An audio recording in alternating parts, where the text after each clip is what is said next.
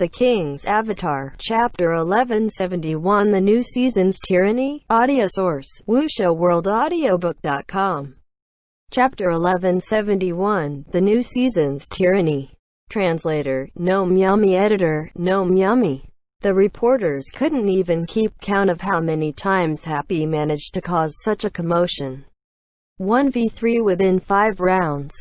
It seemed like Yishu was making things hard for her on purpose, yet Tangru seemed ever so satisfied. Could it be that they had some way ensuring their victory? The reporters hurriedly checked for Happy's scheduled matches, but after they checked, they were dumbstruck once more. It wouldn't be an exaggeration to call Happy's match schedule a journey to death. Round 4, Happy would play their home game against Team Tyranny. Round 6, they'd be welcoming Blue Rain in a home game. Round 8, still on their home turf, Tiny Herb would come knocking. The 3 teams at the top of the alliance were all congregated in the next 5 matches. Happy might have the home advantage all 3 matches, but if you wanted to complete a 1v3 at the hands of these 3 teams, that was a senseless dream. Yishu, you really do have a grudge against Tangru. Right? Several reporters had their heads raised to observe Yishu's expression, while the others checked the other 2 teams. Round 5, Happy would challenge Team Parade in their away game, a below-average team like Radiant. In their away game in Round 7, however, their opponent was Team Heavenly Swords. Team Heavenly Swords? The quick thinkers immediately let their imaginations take flight. From what info they had gleaned from the situation in the Heavenly Domain as well as what Yishu let leak during a certain press conference, it was clear that Team Heavenly Swords and Team Happy had good personal relations. If they had the confidence that they'd be able to achieve a 1v3 within the next 5 rounds, was Heavenly Swords their ace up the sleeve? Heavenly Swords would let them win. The Glory Alliance had never had any match-fixing issues in the past. At most, all they had were teams whose morale had depleted with their hope for their goals lost. This sort of situation would usually appear at the end of the season, when the conclusion to the regular season had been set. No team would lose their fighting spirit at the beginning of the season. Though there might have never been such a case in history, that didn't stop people from making these malicious guesses. Almost all the reporters believed that there must be something fishy going on, what with such an absurd promise. Even Chang Xian, although he wouldn't suspect Happy of faking a match, there must be something going on. The press conference came to an end before the reporters could figure things out. In the end, all the questions were about if Tangru could achieve her 1v3 or not, and no one else cared about anything else regarding this match. Even when the victorious Team Radiant came to the stage, the reporters were still discussing Happy among themselves. After it was announced that they could start asking questions, someone stood and asked a very courteous, "Congratulations to Radiant for winning the match. How did you feel about it?" Before the reporters went silent. The reporters were all absent-minded, and Team Radiant's players, having come over delighted about their victory, were dumbstruck. Before the match began, the cheers for Happy were ever so loud.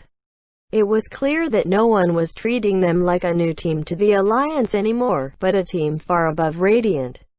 Radiant hadn't been at all angry about this. 3 All-Stars, just the player lineup seemed much grander than anything Radiant could offer. But so what? It wasn't as if Radiant had never seen team with 3, or even more, All-Stars. It wasn't as if they had never fought these teams before. When had they ever given up in the face of these odds? Compared to those powerhouse teams, Happy was nothing. No. Radiant valiantly received Happy's challenge.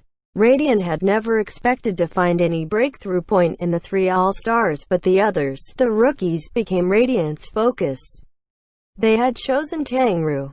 She was someone who already held an important position in the team, even being placed as the last defender in the group arena.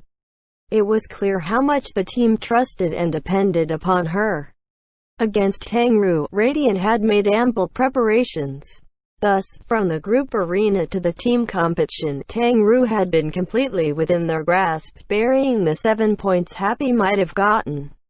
Compared to many other teams, Radiant really wasn't very strong, but they hadn't gotten to the point where they could be bullied so easily. This time, using their home advantage and ample pre-match preparations, they had won a match that many thought hopeless. They were excited and delighted, prepared to discuss their victory at the press conference. Yet, why did they end up ignored like this? Why would this happen? The 3 members of Radiant that attended didn't understand. They weren't that famous, and their team wasn't that powerful, but that didn't mean they should be ignored like this. At the same time, at another, slightly later, press conference, things were heated. The most eye-catching match of the round, Samsara's away game against Tyranny, had just ended. Countless players, moved by the persistence of Tyranny's veterans, were wishing them well, hoping that they would be able to get good results in this season.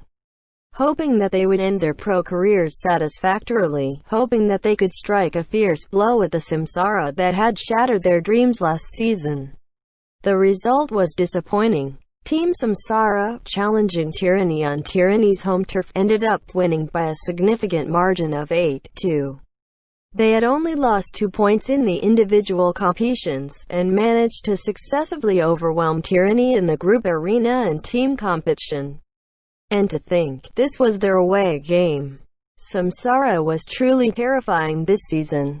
With 3 rounds over, they had won flawless victories in 2 rounds, and in the 3rd round, against a strong team like Tyranny, they had managed to win with an 8-2. With a total score of 28 after a mere 3 rounds, Samsara was still far in the lead. As for Tyranny, at the end of 3 rounds, they had a total of 19 points, sliding them right back to number 8, the last position for the playoffs. This opening no longer had an iota of the momentum they had displayed last season. Everyone's worries for Tyranny seemed to have become reality. With another season over, how much had the state of Tyranny's veterans slipped? After last season's close call, had these veterans' morale truly been unaffected? It seemed, with the loss they suffered against Samsara on their home turf, that the things that people were unwilling to see were really occurring. Was Tyranny truly no longer capable of recreating its past strength? Many fans had already begun crying in the audience after seeing the result of the home game against Samsara. In the post-match press conference, the air was heavy. Tyranny was comprised mostly of veterans. Many of the reporters off-stage had accompanied them for years. Even for those who hadn't, after these weeks of appearing in one another's sight, asking questions, they had managed to grind out some form of acquaintanceship. Tyranny's upset represented the decline of the era they pursued. Each veteran reporter sympathized with this sorrow. At a time like this, it was mostly newer reporters that would tactlessly touch upon sensitive questions for Tyranny to answer. In the new season, Tyranny has already fallen behind Samsara's immense lead by 9 points in 3 rounds. When faced with them directly, Samsara managed to claim 8 points in their away game. What will Tyranny do next? Will there be any changes made? WuxiaWorldAudio.com. Quote, a reporter asked, make changes? What changes? Switch out the old for a newer generation and let that era truly become buried in the past? Tyranny will, indeed, make some adjustments.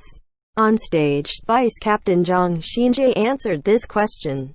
Oh, could you give us some idea of the specifics?